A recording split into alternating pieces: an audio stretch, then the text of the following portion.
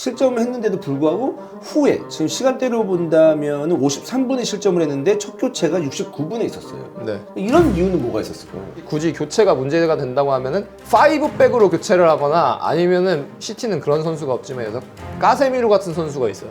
그러면 여기다 넣어요. 이슈가 있는 게 그거잖아요. 포든 들어가고 뭐 이제 했는데 너무 늦었으니까. 네, 늦게 들어갔다고 얘기를 하는데 이 상황에서 포든을 바꾸는 게 의미가 있냐는 거예요. 아.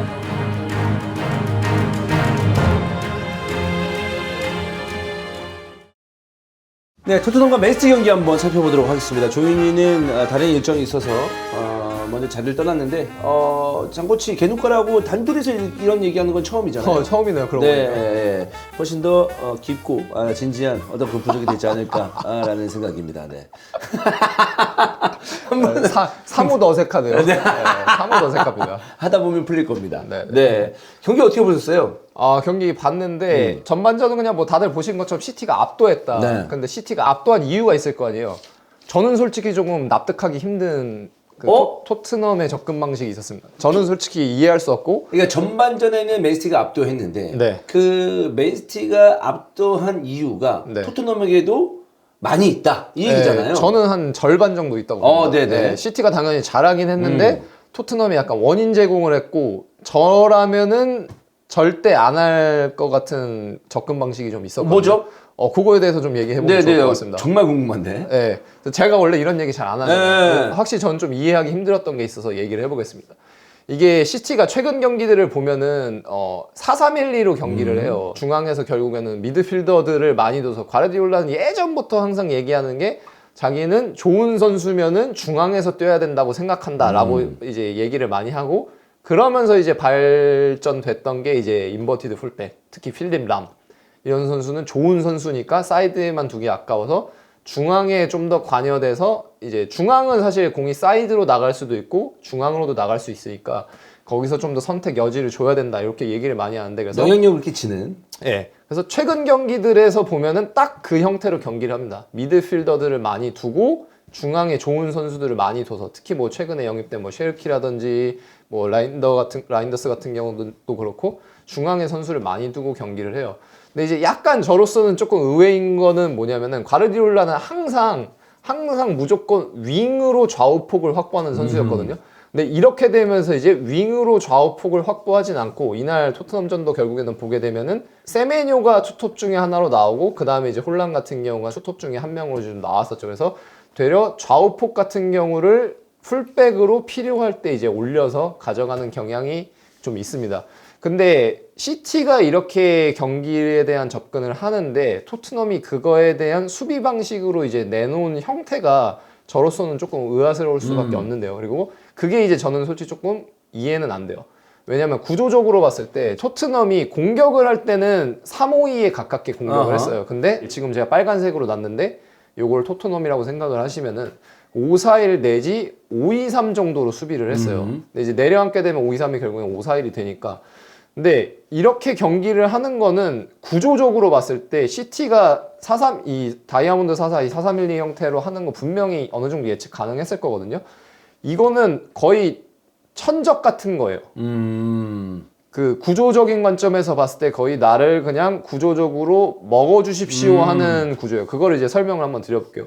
이렇게 경기 상황에서 선수 배치가 되다 보니까 나온 상황이 어떻게 됐냐면 로드리가 이제 굳이 따지자면 6번이고 베르나르도가 굳이 따지자면 10번 역할을 이제 좀 수행을 하거든요. 상황이 어떻게 됐냐면은 센터백 같은 경우가 게이가 있고 후사노프가 나오는데 이제 크게 방식은 두 개죠 사실. 여기서 원톱이다 보니까 센터백이 조금 좁혀서 여기서 2대1을 걸고 수적 우위를 가져가는 방법이 있고 근데 반면에 시티 같은 경우 어떻게 했냐면 그렇게 하지 않고 센터백들 위치를 보시게 되면은 이 토트넘의 좌우 윙포워드에 거의 가깝게 좌우폭을 위치시켜놨어요. 그러니까 여기서 이제 가져가고자 했던 거는 결국에는 뭐냐면 윙포워드가 점프해서 압박을 해서 나오게 되면 어디서 2대1이 걸리는 거예요? 측면. 네, 풀백이 있기 때문에 여기서 2대1이 걸리는 거죠. 그럼 거꾸로 봤을 때 야 이렇게 되면은 그럼 원톱에 대해서는 뭐 수적 우위를 거는 게 없는 거냐? 라고 하는데 여기서는 이제 어떻게 거는 거예요? 로드리가 보통 내려와서 플레이를 하는데 이 경기 같은 경우는 많이 나온 상황이 뭐냐면 여기서 2대1을 거는 것도 있지만 베르나르도까지 한 라인 혹은 두 라인까지 내려와서 여기서 원톱한테 또 이 둘이 2대1을 거는 거예요. 이 둘이서 2대1을 걸고 그렇게 되면 결국 여기서 넘어갈 수밖에 없게 되는데 넘어가게 되면은 둘 중에 하나가 넘어갔어요. 그럼 이미 수적으로 미드필드에서 몇 대 몇이 걸릴 수밖에 없어요. 3대2가 되는 네, 3대2가 걸릴 수밖에 없어요. 심지어 근데 만약에 여기서 이 둘을 따라가게 되면은 이 둘이 굉장히 많이 벌어지는 상황이 경기 중에 나와요. 그러면 이제 누가 나타나요? 세메뇨가 이제 나타나서 여기서 플레이를 하게 되고 근데 그러면 이 세메뇨를 또 누가 막아야 돼요? 센터백이 끌려 나와서 막아줘. 끌려 나와서 막으면은 여기 있던 미드필더가 어디로 나와요? 한나원이 넘어가고 풀백까지 넘어가죠. 이러면서 이제 전체적으로 경기 내내 계속해서 시달리는 거예요. 전반전에 그러니까 굉장히 자연스럽게 빌드업을 할 수 있는 네. 그런 상황을 만드는 거잖아요. 네, 그냥 쉽게 얘기해서 방금 전에 제가 시작할 때도 말씀드렸지만 거의 약간 천적이에요. 이렇게 되면은 제가 맨날 얘기하는 인터벌 선수와 선수 사이 갭이라는 관점에서 봤을 때 계속해서 나를 먹어주십시오가 되게 되는 거고 만약에 뭐 이런 구조가 아니고 그냥 센터백이 나와서 원톱이 압박을 하러 왔을 경우에 여기서 돌아서게 돼도 마찬가지예요. 여기서 돌아서서 이걸 막으러 나오게 되면 다시 나가고. 예, 나오고 만약에 안 나왔어요. 안 나오고 안쪽을 막았어요. 안쪽을 나오면 또 어떻게 돼요? 이게 또 벌어지고. 그럼 네. 만약에 이거를 좁혔어요. 이걸 좁히면 어떻게 돼요? 여기서 나와서 이게 벌어지고 이게 벌어지면 또 일로 가고. 결국 이제 맨체스터의 특성상 그럼 이 상황에서 좀 대응을 하기 위해서는 뒤쪽에 있는 수비수가 이런 식으로 이제 5명을 두는 게 아니고 뭔가 이제 앞쪽으로 이동을 하면서 이 공간을 막아내든지 그런 방식들을 좀 취했어야 됐었는데 너무 뒤쪽에서만 물러나 있었다라는 생각이 드는 거죠. 그럼 중앙을 내주고. 네, 차라리 그리고 그러니까 공격할 때는 3-5-2였고 수비할 때 5-4-2를 했다고 말씀을 드렸잖아요. 근데 저는 어차피 시티가 이렇게 공격할 게 어느 정도 예상이 됐으면 물론 모르겠어요. 뭐 그쪽에서도 생각이 분명히 있었겠지만 근데 3-5-2는 원래 수비로 자연스럽게 내려앉으면 사실은 5-3-2가 되잖아요. 근데 시티가 이렇게 공격할 거라고 생각하면은 시스템적으로 봤을 때 구조적으로 봤을 땐 저는 차라리 5-3-2가 더 나았다고 봐요. 굳이 3-5-2로 공격을 했다가 차비 시몬스를 한쪽 윙포드로 바꿔가지고 5-4-2를 하는 것보다는 이게 훨씬 더 나았다고 생각을 하고 왜냐면 훨씬 더 이제 중앙에 좀 집중돼 있는. 네, 5-4-1은 결국에는 했을 때 이점은 뭐냐면은 예를 들어서 전형적인 윙이랑 전형적인 풀백이 있을 때 여기서 2대1을 가져갈 수 있으니까 거기서 이제 조금 구조적으로 봤을 때 이점이 있는 건데 시티 같은 경우 아까 말씀드렸던 것처럼 세메뇨가 벌려 있는 게 아니고 이제는 안쪽에 있단 말이죠.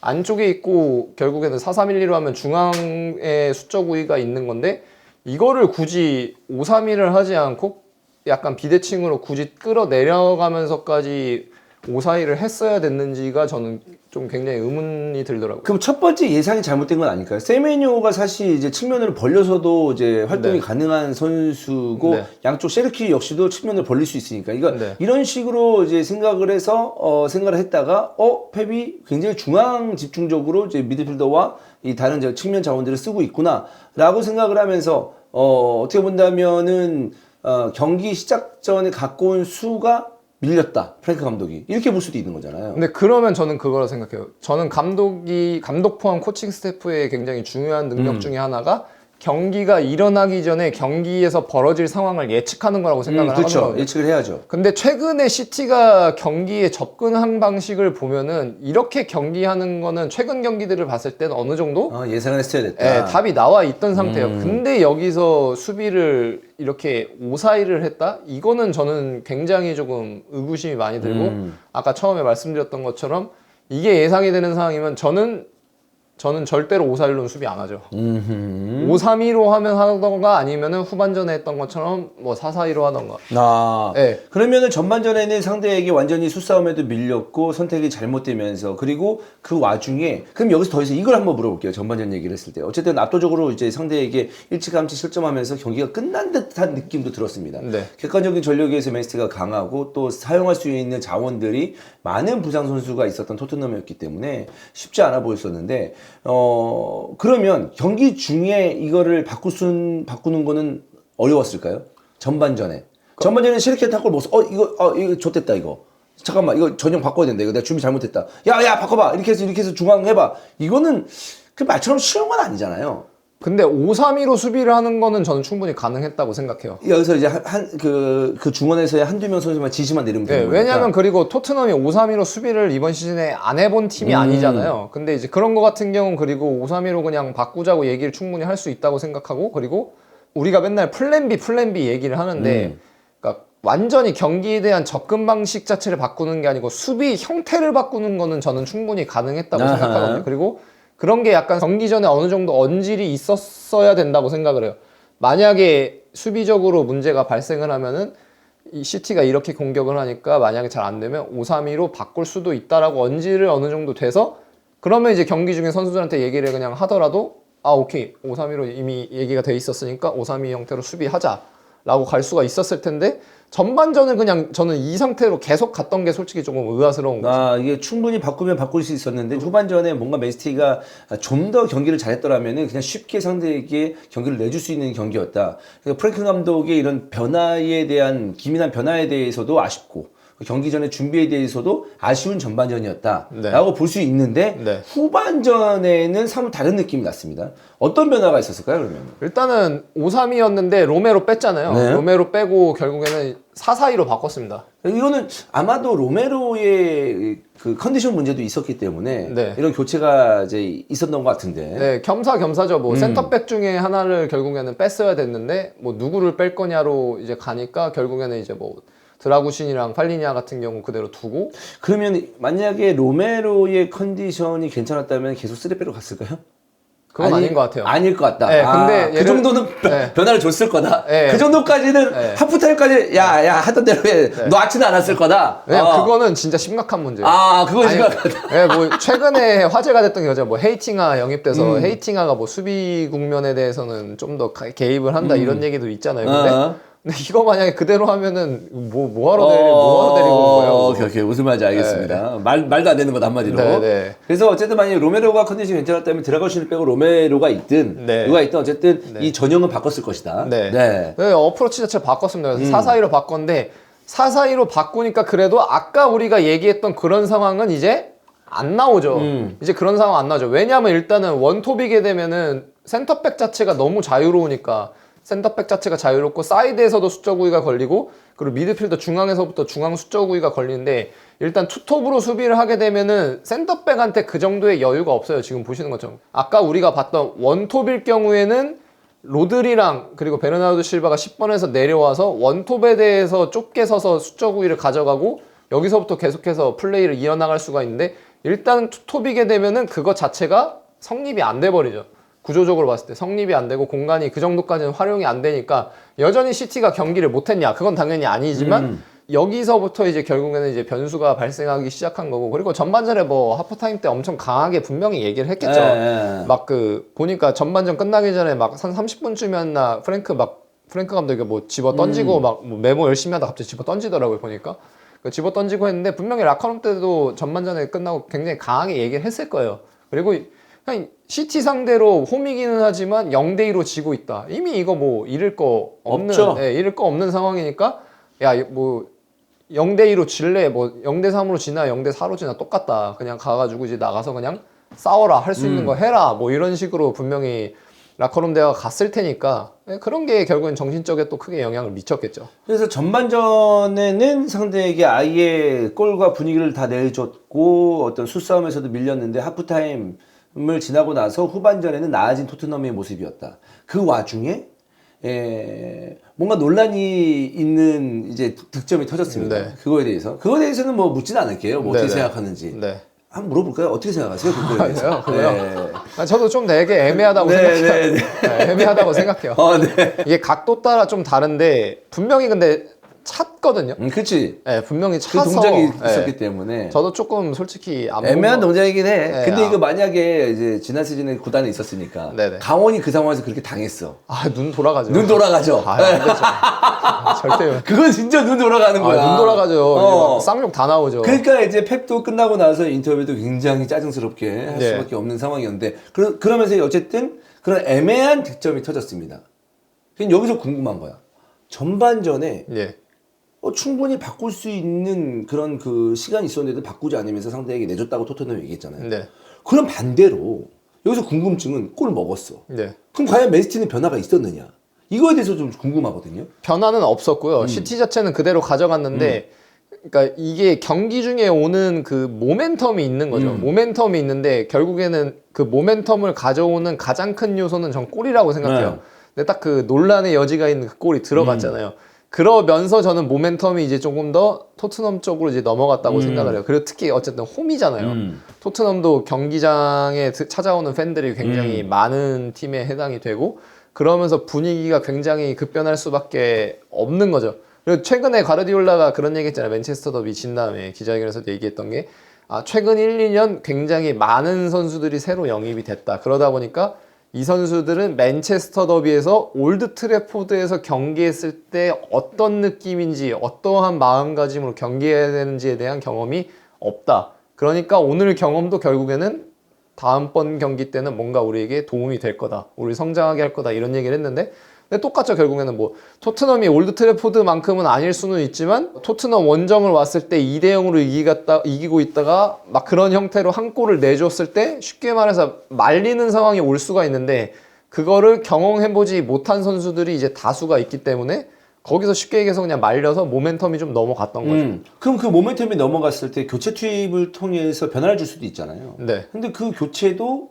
굉장히 늦었습니다. 보통 이제 감독들이 실점하고 나서 부랴부랴 막 그 교체하는 경우도 있잖아요. 분위기를 네. 좀 이렇게 진정시키기 위해서 아니면 네. 바꾸기 위해서. 네. 또 이기는 팀도 야 이러다가 또 동점골 먹겠다. 우리 좀 여유를 찾기 위해서 좀 분위기를 바꾸기 위해서 교체를 해야 된다. 이런 생각을 하면서 교체하는 경우가 있는데 그 실점을 했는데도 불구하고 후에 약간 지금 시간대로 본다면 53분에 실점을 했는데 첫 교체가 69분에 있었어요. 네. 이런 이유는 뭐가 있었을까요? 그거는 경기 흐름에 관한 것 같아요. 그러니까 경기 중에 어떤 상황이 나오면서 시티가 소위 말해서 말렸냐면은 두 번째 골 실점할 때도 그렇게 보면은 전반전에는 거꾸로 저는 얘기를 하고 싶은 게 뭐냐면 게이랑 후사노프가 이 콜로무안이랑 이 솔랑키를 거의 완벽에 가깝게 컨트롤했어요. 이게 되게 힘든 게 뭐냐면은 포백이면은 결국에는 물론 이게 마테우스 누네스랑 안쪽으로 잘 좁혀준 것도 있었지만 2대2기 때문에 한 번이라도 벗겨지면은 그냥 곧바로 뒤가 열려요. 골키퍼가 1대1이 나올 수 있어서 되게 부담스러운 상황인데 결국에는 과르디올라가 여기서는 크게 어프로치를 안 바꿨던 게 자신이 있던 거죠. 질적으로 게이랑 후사노프가 얘네랑 1대1 수적으로는 동이지만 질적으로는 우위야 라고 해서 이제 경기를 했던 거라서 2대2로는 잘 묶었어요. 근데 이제 변수가 발생하기 시작한 게 뭐예요? 4-4-2로 경기 어프로치 자체를 바꾸고 이제 사르 넣었었잖아요. 사르 넣고 차비 시몬스 같은 경우 안쪽 들어와서 라인 사이에 있고 우도기 같은 게 올리는데 이제 토트넘이 쉽게 얘기해서 붙이기 시작하죠. 다이렉트로 붙이기 시작하고 그 다음에 시티 같은 경우는 압박을 하는데 이제 발생했던 게 뭐냐면은 다 세팅 안 해놓겠습니다. 3백일 때 압박을 투토비하고 전반 같은 경우 시티가 압박을 10번인 베르나르도가 올라와서 센터백 3명에 대해서 3대3 구도로 이제 압박을 했어요. 압박을 하고 그리고 이렇게 되면 결국에는 사이드로 이제 압박 방향이 이렇게 됐을 때 밀리게 되면 윙백이 받아야 되는데 백스리 윙백은 기본적으로는 높이가 높아요. 그러니까 이거 오는 시간이 멀고 하다 보니까 여기서 이제 공이 나오는 경우 많이 없었거든요. 근데 4백으로 가다 보니까 이 풀백 같은 경우 오른쪽 특히 아치그레이 경우에는 이제 센터백이랑 가까운 공간에 상시 위치하게 되죠. 상시 위치하게 되면서 여기서 공이 나오게 되고 미드필더가 나오던지 아니면 이제 풀백 같은 경우 나오긴 하는데 문제는 풀백이 가기는 이제 꽤 멀죠. 꽤 멀고 그리고 이제는 내가 후백으로 바꾸면서 내가 막아야 되는 선수가 여기에 추가적으로 존재하게 되니까 그러면서 여기서 이제 변수가 발생하고 그리고 이런 상황에서 롱으로 계속해서 붙이기 시작하거든요. 그러니까 붙이기 시작하다 보니까 만약에 그러니까 저는 굳이 교체가 문제가 된다고 하면은 5백으로 교체를 하거나 아니면은 예를 들어서 시티는 그런 선수가 없지만 예를 들어서 까세미루 같은 선수가 있어요. 그러면 여기다 넣어요. 근데 그게 아니고 나머지 그러니까 이슈가 있는 게 그거잖아요. 보니까 그런 것 같더라고요. 그 나머지 뭐 포든 들어가고 뭐 이제 했는데 너무 늦었으니까. 네, 늦게 들어갔다고 얘기를 하는데 이 상황에서 포든을 바꾸는 게 의미가 있냐는 거죠. 이 상황이니까 그럼 결국에는 만약에 어프로치 자체를 바꾸고 선수 교체가 의미가 있으려면은 센터백을 하나 더 늘리는 교체를 해서 얘네가 4-4-2로 바꿔가지고 뭐 우도기 올리고 샤비 시몬스 있고 사르 그 다음에 솔랑키 그 다음에 여기 그 콜로무아니까지 해가지고 여기다가 붙여서 이제는 더 복잡한 상황이 벌어지니까 그럼 이거를 여기서 수적 우위를 둬서 막기 위해 센터백을 두는 교체다. 그럼 오케이. 아니면 그래서 뭐 레인더스나 니코 곤잘레스 미드필더 라인에서 교체는 했거든요. 이 상황에서. 근데 지금 교체에서 전술적으로는 제가 봤을 때 포든이냐 뭐 이제 마르무시를 왜 이렇게 늦게 넣냐 이런 거보다 어쨌든 메시가 우위에 있다고 생각을 하면 토트넘 공격 알겠어. 네. 알겠는데 네. 지금 이 상황에서 분위기를 바꾸기 위해서 우리가 공격하면 되잖아. 더 날카롭게. 근데 너무 교체가 늦으니까 그 선수를 사용할 시간도 너무 없었다. 약간 이런 비판이거든요, 사실. 저는 그건 아니라고 생각해요. 왜냐면은 상대가 붙이면 어쩔 수 없이 우리도 트랜지션 위주로 갈 수밖에 없어요. 왜? 한 번에 붙여서 큰 먼 거리를 다수의 선수가 공 쪽으로 몰려서 이동을 해야 되기 때문에 그러다 보니까 항상 원치 않는 형태로 시티가 공을 뺏었을 때도 트랜지션 위주처럼 갈 수밖에 없는 거예요. 왜냐면 이 배치해놓은 이 R 상황을 보세요. 이게 이미 간격이 다 벌어져 있지. 네, 벌어져 있고 이러다 보니까 여기서 어거지로 뒤로 올 수는 없어요. 이렇게 벌어져 있으니까 결국엔 투톱 있고 하다 보니까 앞으로 갈 수밖에 없는 상황이 벌어지는 건데, 근데 그러면 결국엔 이거죠. 이 상황에 대해서 아까 제가 말씀드린 것처럼 교체를 하려면은 이 상황에 대해서 적응하는 관점에서 교체가 필요한 거예요. 일단은 네, 근데 적응하는 교체를 굳이 안 하겠다라고 하면은 그럼 교체를 안 해야 하는 게 맞는 거죠. 왜냐면 근데 거꾸로 예를 들어서 그렇게 교체를 했을 때 문제는 뭐야 그러면? 과르디올라는 감독은 항상 그렇잖아요. 결국에는 이렇게 순간적으로 모멘텀이 넘어갈 수 있지만은 그래도 내가 공을 가졌을 때 다시금 내 템포를 찾아서 지공을 해서 상대에게 공을 안 줌으로써 실점할 가능성을 아예 낮춘다는 마인드니까. 그리고 저는 그게 옳았다고 생각을 하는 게 뭐냐면 경기가 최종적으로 2대2로 비기기는 했지만 근데 경기 막판에 또 한 10분 정도 15분 정도 보면은 완전히 또 모멘텀 시티 쪽으로 넘어왔어요. 특히 이제 상황이 왔던 게 이제 뭐냐면은 토트넘 내려앉아 있고 막 식스백 가까이 거의 이제 내려앉아 있고 채널로 보면은 왼쪽 하프 스페이스죠. 시티 기준으로 보면은 왼쪽 하프 스페이스 채널 쪽으로 돼서 여기서 크로스가 계속해서 대각선을 올라가고 그리고 한 번 그거 있었을 거예요. 혼란이었나 누가 여기서 맞추고 라인더스가 반대쪽에서 들어와서 완전 찬스 있었거든요. 근데 그런 상황이 계속해서 다수 나왔어요. 막판에 나왔죠. 네, 왼쪽 하프 스페이스에서 오른발로 이제 크로스가 넘어가는 상황이 굉장히 다수가 나왔는데 결국에는 근데 만약에 교체를 해서 아까 제가 말씀드린 것처럼 센터백을 하나 늘린다거나 아니면 그런 상황에 대한 적응 관점에서 교체를 했다면 제 생각에는 이 상황은 안 왔을 거예요. 근데 그러면 토트넘이 이런 식으로 이제 공격을 한다 그러면 네. 왜 맨시티가 토트넘 공격에 맞춰서 하지? 좀 수동적인데? 우리가 더 세잖아. 단순하게 이렇게 생각할 수도 있잖아요. 팬들이 봤을 때는. 근데 그건 거죠. 그러면은 여기서 만약에 롱패스로 붙이는데 그럼 어떻게 하겠냐는 거죠. 어차피 축구라는 게 네.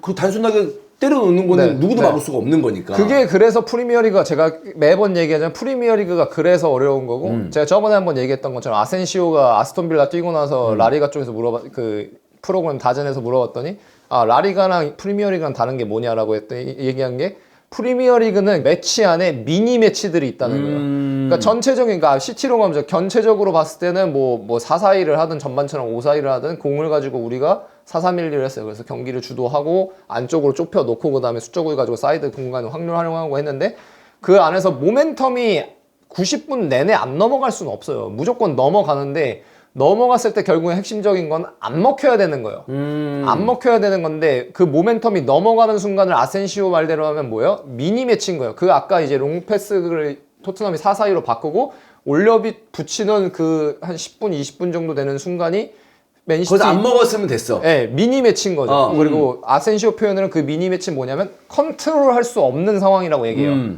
컨트롤 할 수 없는 거예요. 왜? 얘네가 올려 붙여서 세컨볼, 서드볼 나오니까. 근데 두 번째 골 먹힌 것도 보면은 심지어 이제 두 번째 골 왔을 때도 그 상황을 보면 비카리오가 찼을 거예요. 비카리오가 차서 게이가 헤딩도 잘 했어요. 헤딩 따가지고 떨어졌는데 그렇지. 미드필더도 이 왼쪽 시티 기준으로 하면은 여기서도 6번에서도 오고 이게 로드리였을 거야. 교체 전이어서 로드리 오고 있고 여기서 이제 오고 있는데 누가 여기서 개처럼 뛰어요? 갤러가 여기서 개처럼 뛰어와가지고 와서 여기서 세컨볼, 서드볼 따다따딱 경합했는데 결국에 빠져가지고 올라간 거거든요. 맞아. 그러니까 저는 이거를 이렇게 표현하고 싶어요. 그냥 프리미어리그가 프리미어리그 한 거예요.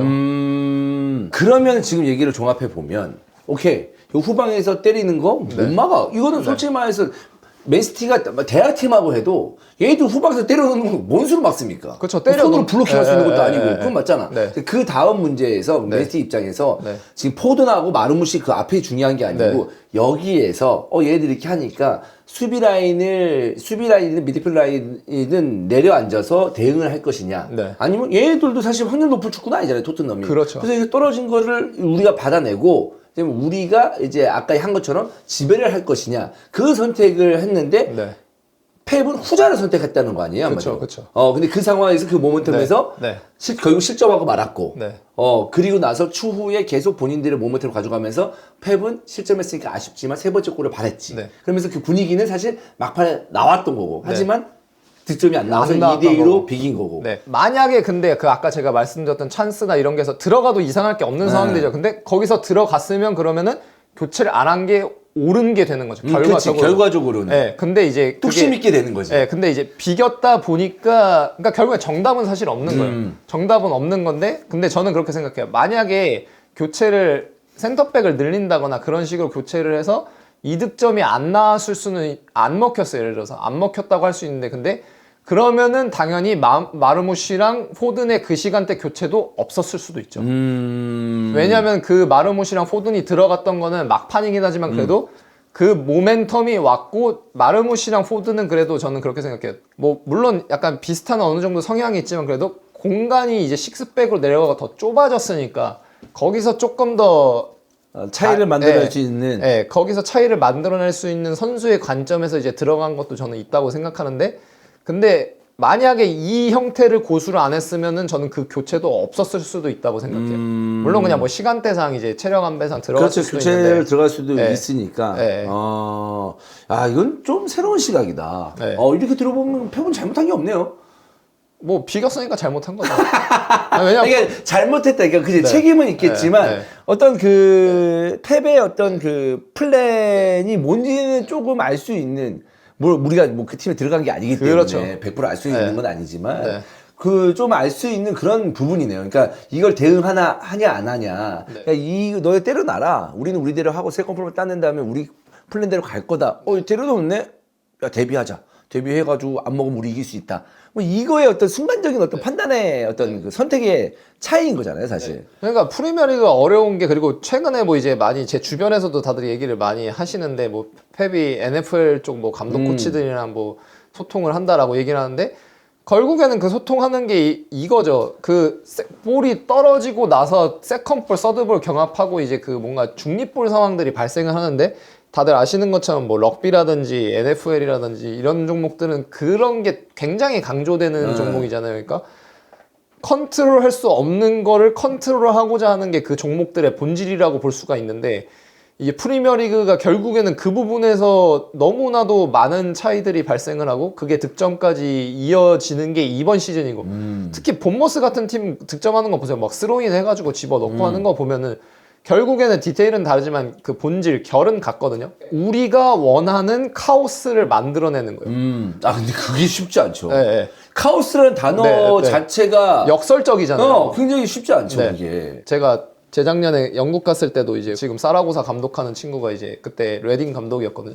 가서 제가 3일 정도 훈련하는 걸 봤어요. 근데 이 친구도 원래는 그러지 않았는데 이제 하제니틀이라는 사람이랑 사우스햄튼에서 같이 일을 하면서 축구관이 제가 느꼈을 때는 굉장히 또 좀 많이 바뀌었더라고요. 많이 바뀌어서 하제니트처럼 하면 안 되겠다 이렇게. 아니요 하제니틀처럼 해야겠다. 해야겠다. 그러니까 그냥 영향을 받는 성적이 거죠. 별로 좋지는 않은데. 네, 그냥 성적이랑 관계없이 옆에 있다 보면은 그게 영향을 받으니까 영향을 되게 많이 받은 것 같더라고요. 그래서 그때 하는데 레딩이 완전 하위권이었다가 그때 막 5위, 4위까지 하고 있는데 이건 거의 말이 안 되는 수준의 올라갔을 때. 선수단 연봉으로 봤을 때 꼴찌에서 리그 1에서 2등이었어요. 근데 5위인가 그때 하고 있었거든요. 되게 그래서 센세이션을 한 상황이었는데 훈련하는 거 이제 봤는데 포지션 게임이라고 하니까 뭐 한국에서 뭐 볼 돌리기라고 얘기를 많이 하는데 뭐 예를 들어서 이런 거죠. 뭐 6대6 플러스 중립 플레이어 2명 해서 하고 근데 미니 골대가 이제 한 8개 정도 나져 있어요. 사각형이 직사각형이면은 코너마다 2개, 2개, 2개, 2개 나져 있어요. 보통은 그러니까 딱 전환까지는 훈련을 해요. 보통은 그래서 공격을 하는 쪽이 공을 뺏긴 다음에 이제 우리가 얘기하는 카운터 프레싱, 개겐 프레싱에서 공 뺏기자마자 압박을 해라. 보통은 이렇게 훈련을 해서 그렇게 공수가 왔다 갔다 하는데 이날은 훈련을 이제 보니까 그거는 훈련을 끊는 시점이 언제냐면은 수비를 하는 팀이 예를 들어서 공을 뺏었어요. 뺏으면은 미니 골대에다가 8개가 나져 있는데 미니 골대에다가 피니싱을 할 수 있는 거예요. 근데 피니싱을 하려고 하다가 다시 뺏길 수 있잖아요. 다시 뺏길 수 있는데 그러면은 그 다음번에 다시 뺏었을 때까지 피니싱을 할 수 있게 하고 거기서 끊더라고요. 그러니까 이게 경기로 보면 뭐예요? 세컨볼에서 너네한테 공이 갔다 우리한테 공이 왔는데 다시 너네한테 공이 간 상황까지 이제 하는 거죠. 그러니까 그러면서 제가 그래서 물어봤어요. 근데 나는 보통은 공을 이제 우리가 뺏었을 때 역습을 가거나 거기서 뭔가 변수를 만들어내는 것보다는 저는 좀 약간 과르디올라 같은 성향이니까 선수들한테 얘기할 때 거기서 특히 상대가 백라인이 정렬이 되어 있으면은 거기서는 변수를 그럼 주기보다는 이미 반전한 상황이다. 백라인이 정렬된 건 세미 트랜지션이니까 지공으로 넘어올 수 있는 판단을 하는 게 중요하다라고 얘기를 저는 보통 하거든요. 그러니까 볼 소유를 잘 해라. 네. 거기서 그냥 무리하게 백라인이 정렬되어 있는데 공을 다시 잃어버릴 수 있는 변수를 주지 말고 지공으로 해서 우리가 다시 시작해. 네, 우리가 컨트롤할 수 있는 상황으로 가자라고 보통 얘기를 하는데 여기 그러니까 완전 그거랑 반대되는 걸 하고 있는 거죠. 그래서 제가 얘기했어요. 근데 이렇게 하면은 너무 카오틱하지 않냐? 그치. 너무 카오틱하지 않냐라고 정신 했더니 없다는 거지. 네. 왜냐면 변수잖아. 얘가 딸 수도 있고 우리가 딸 수도 있는데 근데 그러니까 이러는 거예요. 그러니까 이렇게 훈련을 하는 거라고. 우리가 만들어낸 우리가 원하는 카오스를 만들어내는 거라고. 그러니까 이제 안정적으로 하고 뭐 해서 네. 했을 때 경기하면 보기 이쁘지. 네네. 근데 그런 거보다 야 더 혼란스럽게 만들어서 그 혼란스러움 속에서 네. 우리는 더 정신을 차릴 거야. 네. 약간 이런 느낌인 거잖아요, 네. 사실. 그게 혼란인데 상대 팀은 이거 어떻게 해야 되지인데 우리는 훈련 속에서 그런 걸 하니까 이 혼란에 익숙한 혼란인 거죠. 근데 그거 진짜 어려운데. 네. 근데 그렇게 하고 그리고 근데 결국에는 그게 아까도 뭐 얘기했던 것처럼 잉글랜드 리그 1 챔피언십 이 팀들 경기를 보면 상당히 다 그렇잖아요. 그리고 잉글랜드라는 거에 대해서 축구가 시작한 그 근원으로 거슬러가 그치. 보면은 그게 굉장히 바탕이 좀 돼 있어요. 프리미어리그도 과르디올라 오고 해서 과거보다 그렇지 않다고 하지만 지금은 또 어떻게 보면 그게 그 맞아요. 때보다 강조되고 있는데 그 관점이 결국에는 이제 드러나는 거죠. 그러면 참 그렇게 된다면은 사실 변수가 많은 축구인데 네. 이게 뭔가 되게 정리되고 이쁘고 그런 축구가 아니더라도 재미 요소만큼은 또 다른 매력을 느낄 수 있는 축구가 되지 않을까. 네. 그러니까 이제는 그 어떤 팀이 그 어떤 팀을 이기더라도 이상할 게 없는 게 프리미어리그고 최근에 이제 그 펩라인더 코치가 과르디올라가 부재해서 기자회견 경기 전에 이거 하기 전에 나왔는데 얘기한 게 이제 좀 지배적으로 우승을 항상 했던 팀들이 클럽 리버풀이랑 과르디올라 시티잖아요. 그때 막 승점 막 거의 100점 가까이 하고 막 근데 뭐 리버풀은 뭐 90점 넘게 땄는데 우승 못한 시즌도 있고 근데 그 기자가 질문을 한번 했어요. 그래서 리버풀 때도 우승 경험했지만 이게 돌이켜보면은 되게 막상막하였는데 그냥 한 골 들어가니까 다득점 들어가고 아니면은 막 2대1로 막판에 막 버저비터 넣어서 이런 경기들 되게 많았다. 그렇게까지 지배적이지 않았던 경기들도 있다라고 얘기하는데 그래도 막 승점 막 90몇 점씩 따고 했는데 그때랑 지금이랑 차이가 뭔 것 같냐고 하니까 이제 펩라인더가 얘기하는 게 지금 프리미어리그는 크레이지다. 미쳐있다. 미쳤다라고 얘기를 하는데 그 미친 게 여기 있는 거죠. 그 언제 어떤 팀이 이 막 세컨볼, 서드볼, 중립볼 경합하다가 와서 틱 빠져가지고 골을 넣더라도 이상할 게 없고 그러니까 누가 이기더라도 이상할 게 없는 거죠. 근데 그 와중에 이제 얘기하자면은 그 펩은 뭔가 토트넘이가 지금 말한 거를 좀 빗대서 얘기한다면은 토트넘은 좀 더 카오스적인 어떤 축구를 원했던 거고 그 안에서 득점을 했던 거고 펩은 그 와중에서 좀 더 정리된 축구를 좀 하려고 했었다. 굳이 좀 지금 얘기를 하자면. 근데 거기서 정리된 축구를 하고자 큰 변화를 주기보다는 상대방이 롱볼이 왔었을 때 펩은 좀 정리된 상태에서 원래 하던 대로 좀 하고 싶었던 거고.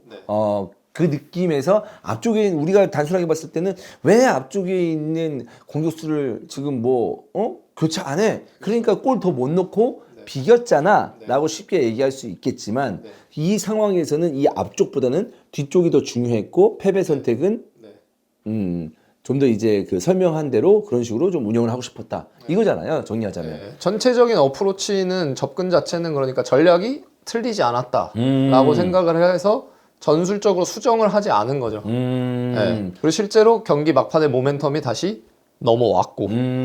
그럼 다음에 이런 상황이 비슷한 상황이 나왔으면은 펩이 또 어떤 선택을 하는지 좀 궁금해질 수 있네요. 또 그리고 그 당시에 또 로드리가 좀 지쳐 보였었어요. 그게 옐로 카드도 있었고 로드리가 하면서. 출장 시간을 조금씩 늘려가고 있잖아요. 늘려가고 있는데 이번 경기 거의 사실 90분 가까이 좀 뛰었었고 교체됐었는데 그러니까 이런 축구를 했었을 때의 로드리의 위치도 굉장히 중요한 건데 대응하는 입장에서 근데 로드리가 옐로 카드도 있고 지쳐 있다 보니까 거기서 오는 좀 아쉬움도 분명히 있을 거고 그러면은 지금 최근에 트렌드를 봤을 때 그래서 약간 뭐 라이스라든지 카이세도 그러니까 뭔가 좀 그런 축구를 했었을 때 지켜내고 또 순간적으로 세컨볼이나 이런 걸 짝을 잘 봐야 되잖아요. 그리고 그 소요를 도 해줘야 되고 네. 그런 선수들이 대응을 잘하잖아. 네. 그래서 좀 각광을 받는 게 아닌가라는 생각도 지금 해봅니다. 특히 카이세도는 저는 지금 시점에선 제일 뭐 데클랑도 그렇지만 완전한 선수 같아요. 완전해요. 그러니까 프리미어리그라는 우리가 지금 얘기했던 이러한 발생할 수 있는 모든 상황에